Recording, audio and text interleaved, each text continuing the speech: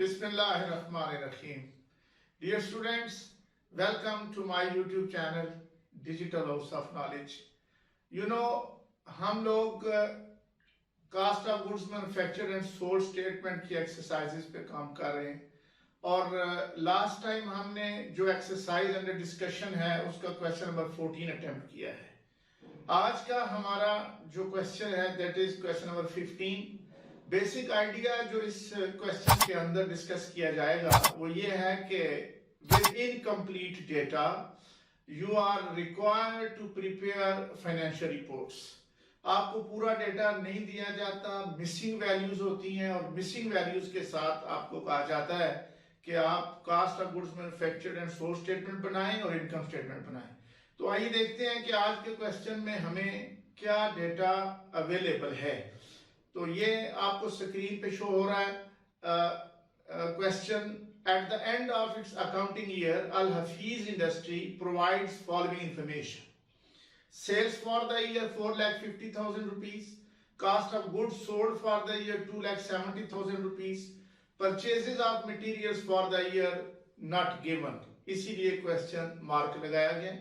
Direct labour 96,000, cost of goods available for sale 3,88,000, cost of goods available for sale के बाद income tax for the year 2,500 और अब inventories दी गई हैं बिगिनिंग एंड एंडिंग। मटेरियल की beginning 52,500, ending 56,250, work in process की beginning 63,000, ending 87,000, जबकि फिनिश गुड्स की बिगिनिंग और एंडिंग इन्वेंट्रीज अवेलेबल नहीं है। Direct material used during the year is equal to 60% of cost of goods sold. Factory overhead is 3/4 of direct labour cost, ये applied rate है। Selling expenses are 10% of sales and administrative expenses are 5% of sales. The requirement is income statement for the year and cost of goods manufactured and sold statement for the year. My dear students, आपने देखा कि इस question के अंदर हमें तीन values नहीं बताई गई, जिनमें number 1 purchases of materials for the year और फिनिश गुड्स की ओपनिंग और क्लोजिंग इन्वेंट्रीज हैं। Now we move towards the solution of this question. तो इसके सॉल्यूशन में हम as usual अपनी स्टेटमेंट के ऊपर 3 लाइन की हेडिंग देंगे। पहली लाइन में अल हफीज इंडस्ट्री ऑर्गेनाइजेशन का नाम, दूसरी लाइन में cost of goods manufactured and sold statement और for the year ending December 31, 2021। You know, income statement नहीं बन सकती जब तक cost of goods manufactured and sold statement available ना हो। लिहाजा हमारी पहली रिक्वायरमेंट इस क्वेश्चन के अंदर जो होगी वो cost of goods manufactured and sold statement होगी। तो हमें जो डेटा मुयस्सर है वो डेटा हम इसके अंदर पहले लिखते हैं जी। Cost of raw material use की हेडिंग दी जाती है और purchases of raw materials not given, उसकी जगह हमने साइन ऑफ इंटरोगेशन लगा लिया। Opening inventory of raw material purchases के अंदर हमेशा ऐड होती है to get cost of raw materials available for use. तो 52,500 ओपनिंग इन्वेंट्री हमें मालूम है, लेकिन cost of raw material available for use का आंसर नहीं मिल सका परचेजेस की वैल्यू ना होने की वजह से। फिर closing inventory of raw material 56,250 is available, लेकिन cost of raw material used मालूम नहीं हो सका चूंकि डेटा इनकम्प्लीट है। और ये भी आपको मैं जो बता दूं, आखिरी पैराग्राफ में हमने देखा था कि cost of raw material use का एक इंडिकेटर हमें मालूम है, वो क्वेश्चन में दिया गया है और वो है 60% of cost of goods sold, इसकी वैल्यू होगी। लिहाजा अगर हमें कास्ट ऑफ गुड्स सोल्ड मालूम हो जाए तो हम उसका 60% फाइंड आउट करके cost of raw material use की वैल्यू यहाँ पे मेंशन कर सकते हैं। अब इसमें हम डायरेक्ट लेबर 96,000 क्वेश्चन में गिवन है वो इसके अंदर ऐड अप करेंगे and we will get prime cost, लेकिन अभी प्राइम कास्ट नहीं मिल सकती चूंकि cost of raw material use मौजूद नहीं है। प्राइम कास्ट के अंदर फैक्ट्री ओवरहेड का applied rate 3/4 of direct labour हम अप्लाई करेंगे। अगरचे डायरेक्ट लेबर 96,000 अवेलेबल है और इसका हम 3/4 वैल्यू मेंशन कर सकते हैं, लेकिन चूंकि डेटा इनकम्प्लीट है इसलिए हम आगे मूव करेंगे। और total factory cost at normal की वैल्यू भी हमें मालूम इस वक्त नहीं है। इसमें opening inventory work in process 63,000 is given, वो वैल्यू इसके अंदर हम पुट करेंगे, लेकिन total cost of work in process मालूम नहीं है चूंकि डेटा इनकम्प्लीट है। Closing inventory work in process की अवेलेबल है 87,000, लेकिन इसकी मौजूदगी के बावजूद हम कास्ट ऑफ गुड्स मैन्युफैक्चर्ड की वैल्यू तक नहीं पहुंच सकते। ओपनिंग इन्वेंटरी फिनिश गुड्स की नॉट गिवन और cost of goods available for sale भी हमें क्वेश्चन के अंदर गिवन है चूंकि, तो वो 3,88,000 हमने यहाँ पे लिख ली है।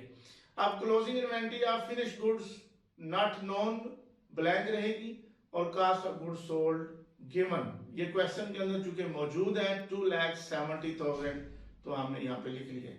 अब इस क्वेश्चन को अटेम्प्ट करने के लिए माय डियर स्टूडेंट्स हमें यूं करना होगा कि जो अननोन वैल्यूज हैं उन्हें हमें सपोर्टिंग वर्क के अंदर पहले फाइंड आउट कर लेना है, और वो अननोन वैल्यूज को फाइंड आउट करने के बाद हम ये जो फिल इन द ब्लैंक्स है जहां तक पॉसिबल होगा ये वैल्यूज इसके अंदर लिखेंगे। उसके बाद फिर by forward and by reverse calculation methods हम इस अपनी स्टेटमेंट को कंप्लीट करेंगे। तो आइए देखते हैं कि जो हमारी मिसिंग वैल्यूज हैं उनमें से कौन कौन सी वैल्यूज हमने सपोर्टिंग वर्क के अंदर फाइंड आउट करनी है। और एक और बात याद रखिए कि यहाँ पे सपोर्टिंग वर्क जो है वो एक्स्ट्रा वर्क नहीं है, वो बेकार वर्क नहीं है, that is part of your answer, और आपका पेपर देखने वाला एग्जामिनर इसको वेटेज देगा, इस पोर्शन के मार्क्स होंगे, क्योंकि इसके बगैर हम cost of goods manufactured and source statement design नहीं कर सकते। तो सपोर्टिंग वर्क में जो चीजें हम फाइंड आउट करेंगे उसमें cost of direct material use की वैल्यू को फाइंड आउट करेंगे सपोर्टिंग वर्क में, कास्ट ऑफ एफओएच को फाइंड आउट करेंगे, और closing inventory of finished goods को फाइंड आउट करेंगे। ये आपको स्क्रीन पे कैलकुलेशन शो हो रही हैं। तो आइए देखते हैं कि cost of direct material use किस तरह फाइंड आउट होगा। वेरी सिंपल, इसके बारे में इंडिकेटर मौजूद है, क्वेश्चन में इंफॉर्मेशन दी गई है कि direct material use is 60% of cost of goods sold. CGS stands for cost of goods sold, and you know कि कास्ट ऑफ गुड्स सोल्ड की वैल्यू भी क्वेश्चन के अंदर मौजूद है, गिवन है, दैट इज 2,70,000। इसका हम सिंपल 60% निकालते हैं तो इट कम्स टू 1,62,000। लिहाजा डायरेक्ट मटेरियल यूज को 1,62,000 के तौर पे रिपोर्ट किया जा सकता है।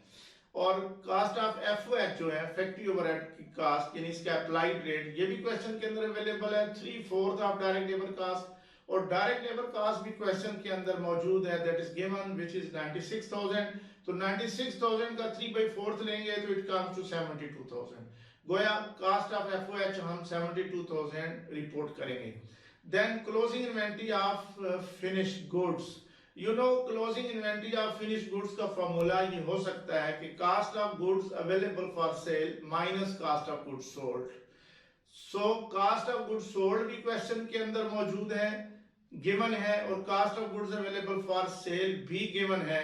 तो आप 3,88,000 में से 2,70,000 को डिडक्ट करेंगे, माइनस करेंगे, तो you will get closing inventory of finished goods that is 1,18,000।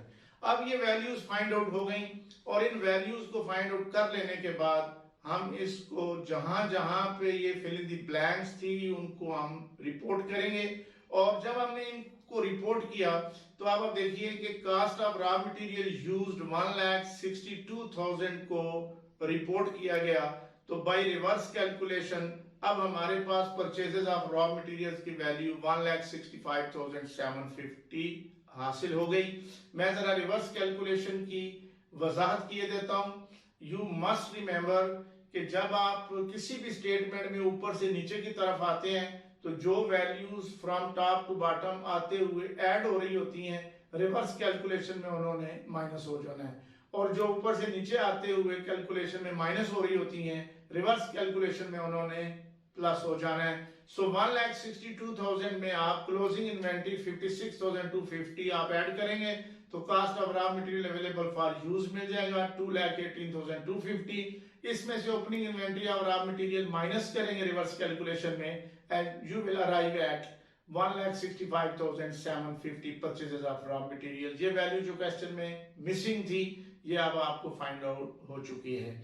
अब इसके बाद डायरेक्ट लेबर की वैल्यू क्वेश्चन के अंदर ऑलरेडी गिवन थी 96,000, इसको ऐड किया तो 2,58,000 प्राइम कास्ट मिल गई। अब FOH की वैल्यू हमने कैलकुलेट की है, that is 3/4 of direct labour. Direct labour 96,000 थी, उसका हमने निकाला 3/4, तो ये 72,000 बना। 258,000 में इसको ऐड किया तो टोटल फैक्ट्री कास्ट आ गई हमारे पास 3,30,000। ब्रैकेट के अंदर एट नॉर्मल इसलिए किया गया रिपोर्ट, यू नो कि जब हम अप्लाइड रेट के साथ टोटल फैक्ट्री कास्ट मालूम करते हैं तो उस टोटल फैक्ट्री कास्ट को एट नॉर्मल कहा जाता है। अब इसके अंदर opening inventory of work in process 63,000 add हो गई और ये आपके पास आ गया total cost of work in process 3,93,000 और इसमें से क्लोजिंग इन्वेंट्री 87,000 माइनस होगी तो आपके पास कास्ट ऑफ गुड्स मैन्युफैक्चर्ड आ गई। अच्छा, आपने देखा कि आपको क्वेश्चन के अंदर cost of goods sold at normal 2,70,000 उन्होंने दे दी थी और cost of goods available for sale भी दे दी थी 3,88,000। इन दोनों का डिफरेंस जो हमने एक फॉर्मूले के तौर पे भी फिनिश गुड्स की क्लोजिंग इन्वेंटरी फाइंड आउट की है कि cost of goods available for sale minus cost of goods sold. देखें, एक value cost of goods available for sale मौजूद है, दूसरी value cost of goods sold मौजूद है। अब इन दोनों का डिफरेंस लेके भी 1,80,000 फाइंड आउट किया जा सकता है। हमने सपोर्टिंग वर्क में इसको एक कैलकुलेशन के तौर पे फॉर्मूले के तौर पे भी मेंशन किया है। तो नेक्स्ट हम देखते हैं कि जब आपके पास कास्ट ऑफ गुड्स सोल्ड और cost of goods available for sale के डिफरेंस से क्लोजिंग इन्वेंटरी फिनिश गुड्स की आ गई और ऊपर आपके पास कास्ट ऑफ गुड्स मैन्युफैक्चर्ड तक वैल्यू कैलकुलेट हो चुकी है, तो अब cost of goods available for sale और कास्ट ऑफ गुड्स मैन्युफैक्चर्ड के डिफरेंस को देखेंगे तो वो 82,000 बनता है और इस तरह आपकी ये स्टेटमेंट सारी कंप्लीट हो गई। Now we see the income statement for, again income statement के ऊपर 3 लाइन की हेडिंग होती है, Al Hafeez industry, name of organisation, दूसरी लाइन में इनकम स्टेटमेंट, तीसरी लाइन में for the year ending December 31, 2021। No we report sales first of all, और सेल्स को आउटर कॉलम में लिखते हैं उस सूरत में अगर सेल रिटर्न या डिस्काउंट ऑन सेल मौजूद ना हो, जैसे इस क्वेश्चन में नहीं है। अगर सेल रिटर्न मौजूद हो तो फिर इसको हम इनर कॉलम में लिख के पहले उसके एडजस्टमेंट करते हैं, फिर जो नेट सेल है उन्हें आउटर कॉलम में लेके आते हैं। इस क्वेश्चन में कोई ऐसी एडजस्टमेंट मौजूद नहीं है, तो यही सेल्स हैं और यही हमारी नेट सेल्स हैं। अब इसमें से कास्ट ऑफ गुड्स सोल्ड को माइनस किया जाएगा और you will get grass income और ग्रास प्रॉफिट। तो 4,50,000 में से 2,70,000 को माइनस किया गया, हमारी ग्रास इनकम बनती है 1,80,000, इसे आप ग्रास प्रॉफिट भी कह सकते हैं। अब इसके बाद हम हेडिंग देते हैं ऑपरेटिव एक्सपेंसेस की। ऑपरेटिव एक्सपेंसेस में 2 तरह के एक्सपेंसेस शामिल होते हैं, पहली कैटेगरी सेलिंग एक्सपेंस, दूसरी कैटेगरी एडमिनिस्ट्रेटिव एक्सपेंस। अब जो आपके सेलिंग एक्सपेंसेस क्वेश्चन में है उनकी परसेंटेज दी गई है 10% ऑफ सेल्स। टोटल सेल 4,50,000 है, इनका 10% लेते हैं तो ये 45,000 बनता है। एडमिनिस्ट्रेटिव एक्सपेंस 5% है जो कि मींस इसका हाफ है, तो वो 22,500 बनता है। इन दोनों कैटेगरीज के एक्सपेंसेस को हम इनर कॉलम में पहले जो है रिपोर्ट करेंगे, फिर इनका सम, इनका टोटल, इनकी एग्रीगेट वैल्यू लेंगे जो आउटर कॉलम में आएगी 67,500 बनती है टोटल ऑपरेटिव एक्सपेंस।